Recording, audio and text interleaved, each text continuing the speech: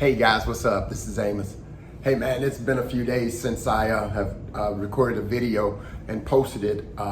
Just gotta let you know, man, you guys keep praying for me. I had to have somewhat of emergency surgery to remove my gallbladder. But I'm doing good, I'm fine, I'm ready to get back to work and get some things done. But the last 3 days, man, it really caused me to slow down, of course, and really reflect on a lot of things that are happening. Listen, that are good, you know what I'm saying? It's good. And it causes excitement for me. It causes to give me hope, you know what I'm saying? And with all the things that's going on around us and all the mess that we're seeing, you know, there is a lot of good happening out there. And it's not, guys, it's not just, you know, white and black people coming together to protest this whole thing of this injustice and stuff. It's not just that, but it's people who are out there, man, and they are doing good. They are bringing people together. They are educating people who are asking questions and they want to go deeper.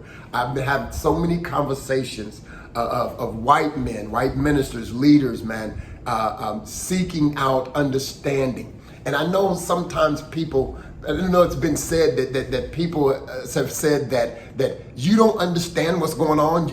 Are you blind? Well, man, look, I can see that the refrigerator is on, but I don't know how it works. And so in order for me to understand how it works, I got to go to someone that can teach me how the refrigerator works, right? Well, sure, people can see what's going on and it's wrong. People can see what's going on, man, and it breaks their heart. But they just don't understand the root of it all, you see. And the root of what's going on around us now, guys, is very deep. It started way before George Floyd and Aubrey and Brown and Trayvon, all those people, man. It started way before that. My cousin reminded me, man, 1619 is actually when it started. And so to really understand all this going on and the injustice of African-American people, you got to take people back and bring them forward. Further back than the civil rights era, you know what I'm saying? So you got to take them back and bring them forward. And that's a process. And sometimes, guys, it's a heavy process. I mean, the information that you will begin to talk to your friends and your neighbors about, in as much as helping them to understand all this going on and why we as African Americans, man, feel the way we feel, that's heavy stuff. And there are sometimes, man, where they just might have to call a timeout because the information that you're sharing with them is so deep that it just causes their hearts to break. Because they begin to have some kind of understanding that, wow, this is not right. This is extremely wrong in the way that a people is being treated. And so we've got to show some grace to those that are seeking information, those who really, they're really seeking understanding. And we got to give them time to process the information that they're receiving, because it can be so overwhelming that it'd be hard for someone to get it the first sitting. Or it can be very easy to say, okay, stop, I don't want to know anymore. If we want people to understand, we got to make sure that we're giving them information that they can digest. And then we have to ask questions like, does that make sense? Do you understand? What questions do you have about that particular piece of the puzzle?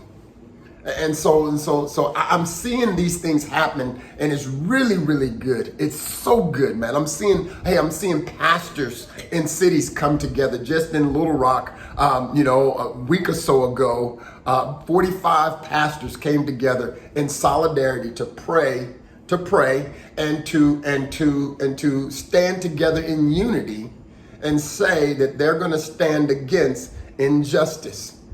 And they're going to begin to understand each other. And they had a time of confession and repentance and forgiveness. It was powerful. And I believe that more and more of those types of events are going to happen. But one thing that was so clear and so powerful about that meeting was that they had an action plan. And one of the action plan in the plan was to empower young people. And that's the next thing I want to share with you, man. Young people are out there and young people are protesting. Young people are standing up and saying the things that they're seeing is wrong and we want to see a change. Well, I got to tell you, man, young people are the key. They are going to bring forth a movement in this country that is going to be amazing. And we've talked about it 1,000 times, man, that young people are absolutely doing this thing, and they get it because they're so daggum smart. They have technology at their fingertips, and man, they're so high relational. And so young people really see the value in developing relationships with all people.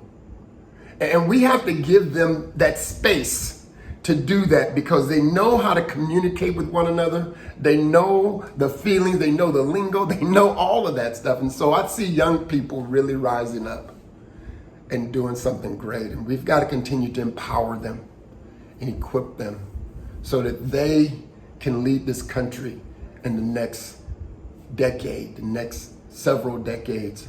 I really believe that all that's going on right now that I'm seeing outside of the mess and the riots and all that stuff, and actually that's starting to kind of subside a little bit. But now the question is always, what's next? Well, I believe the what next is already happening. I believe that cities are beginning to see that there are things that they need to do to remove some of the stigma, some of the old junk away. And we've got to continue to press in on our city leaders and our politicians because they are the ones who are making these laws. They are the ones who can pass these things. And so voting is going to be a big deal. And I want to encourage everyone that's able to vote, 18 years and older, register to vote.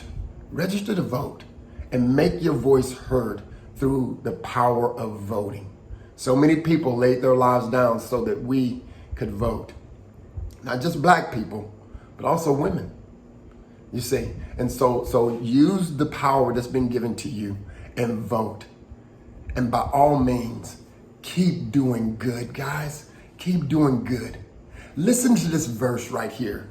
And I know that everybody's not a believer, but listen to this verse. I believe that doing good, it doesn't matter if you're a believer or not, doing good will bring good.